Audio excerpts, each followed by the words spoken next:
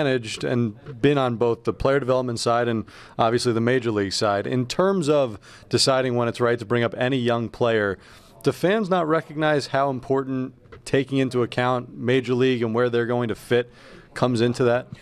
They really don't. I mean, and that's just something that, it's kind of different in every organization. But when you're at the stage where we are, especially at this time of year, with the trading deadline coming up and people looking for different pieces, and you got to be very, very careful to pull the plug too soon, and you got to let these guys play themselves.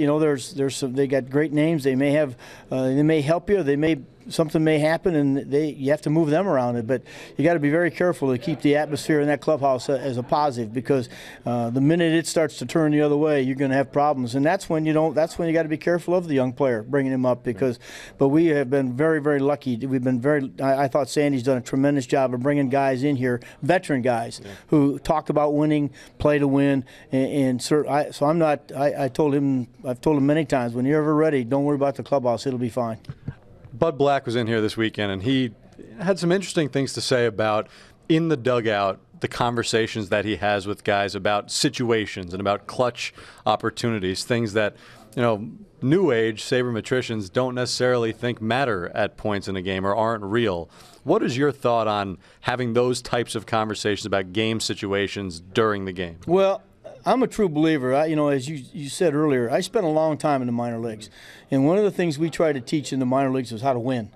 And that means you put the team before yourself, and you have to give yourself up. You got to learn to be able. We do it every day in batting practice. We spend, I can't tell you, 3 rounds of our batting practice hitting the ball the other way.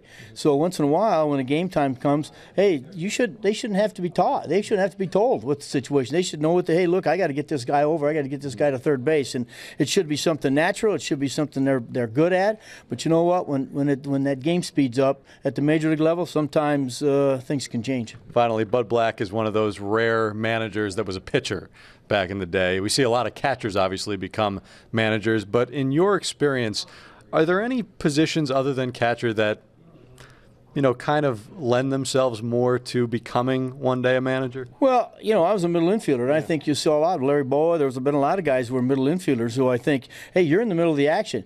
You got to know all the bunt plays. You got to know all the pickoff plays. You got to, you've got to know all the cutoffs and relays, where everybody's going to be, because you're going to handle the baseball a lot. And you're the one who's, they talk about the catcher because he's looking at the whole field. But when you're in the middle of the infield, you're reacting to every pitch, because there's a place that you're going to have to go. And so I think, if you're a baseball player and you pay attention to what's going on, I think you can, if you want to, anybody can manage.